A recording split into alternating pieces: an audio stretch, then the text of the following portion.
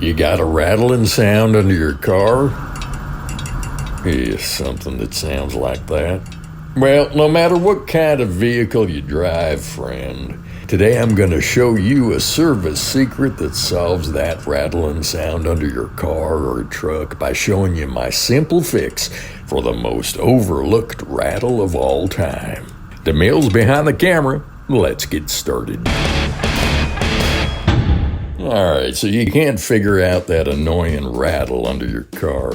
Well, here's a typical checklist. Loose parts of your exhaust system, maybe a flimsy heat shield, they'll tell you, or something in the trunk, like your tire jack, or if it's coming from the front, maybe loose tie rod ends. But you're a smart one, friend, aren't you? You already checked them things. So to illustrate the simple secret nobody ever thinks of, I'm gonna shimmy up under this here Mustang I bought for Margie, the modern divorce woman next door, and show you the solution.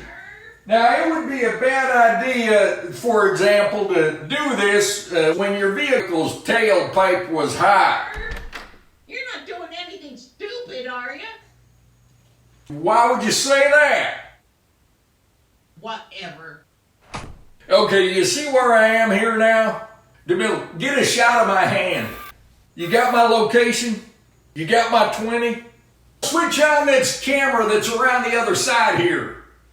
Can you flip that? Oh, you scampered down here pretty fast, DeMille. Good job. Can you hear me better now? Yeah. All right.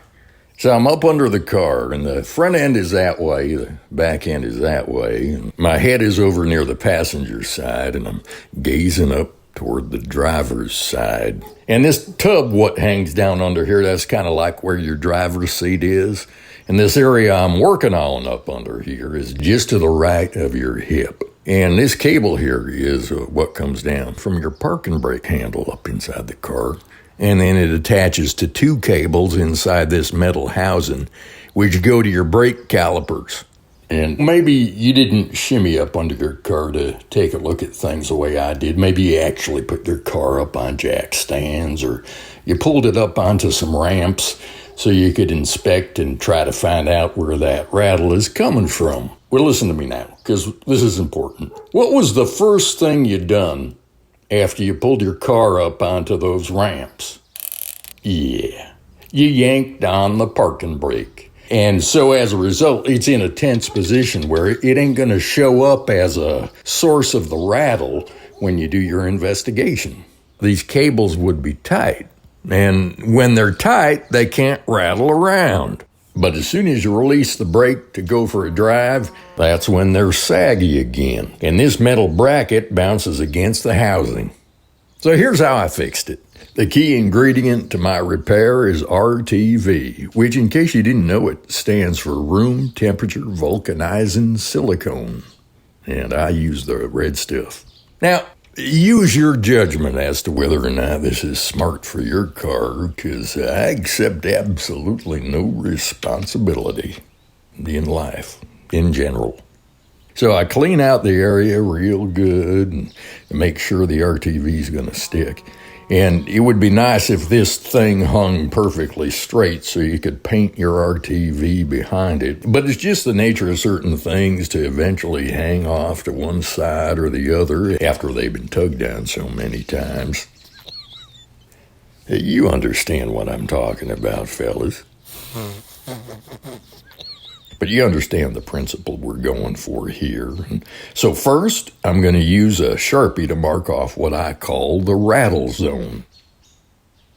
If I can rubberize the inside of this housing from about here, to, over here, it's going to fix the noise. I double-check my rattle zone by engaging the parking brake, which pulls this floppy metal clamp forward, and yeah, I think I got it marked off pretty good. By the way, if you like these here learning videos, share the link with your friends, all right, or hit that thanks button. Yeah, getting this RTV in place can be a little tricky, so I'm just going to work it in stages. First, I want to start gooping up this lower ledge here, because I think this is where most of the metal-to-metal contact is happening. You know, when I see this tub hanging down here, I realize it probably wouldn't take much to install a toilet in the driver's seat, you know? I'm going to make $1 million off of that someday. And by the way, I'd like to apologize for Helen's demeanor earlier when she bursted onto the soundstage. She's got something against this car ever since I swiped that money out of the cookie jar, what she was saving for her mother's gallbladder surgery.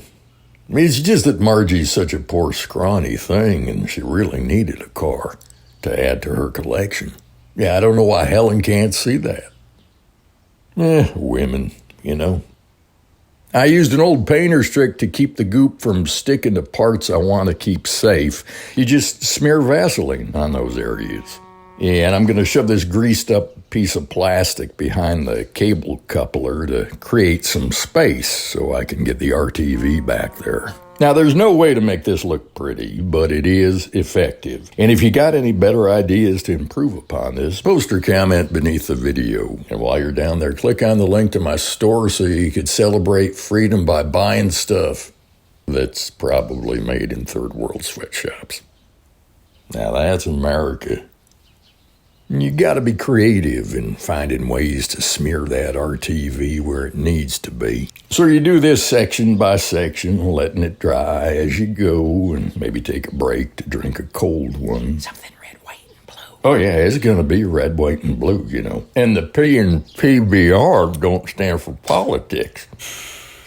Unlike some other brand you might never drink again. Finally, I clean off any excess goop that might hinder its operation, and it comes right off the cables because I coated them with Vaseline. I removed the greased up spacer, and it did a good job of making sure the bracket didn't get stuck to the rubberized coating that I painted on the back side of that housing. And yeah, look, I know it looks like an abomination, but nobody's ever going to see this, and the soundproofing function this provides is priceless. Just to make sure movement isn't inhibited, I yank on my stick, and then I release it. Yeah, you see how that works? Nice and smooth. And finally, now that she's all cured, I take her for a spin and test her out. And no more annoying Rattle. Now, if this helped you, I need you to help me. Hit the thanks button beneath the video, give us a thumbs up, share the video, and buy some cheaply made merchandise at fully jacked up prices from my store.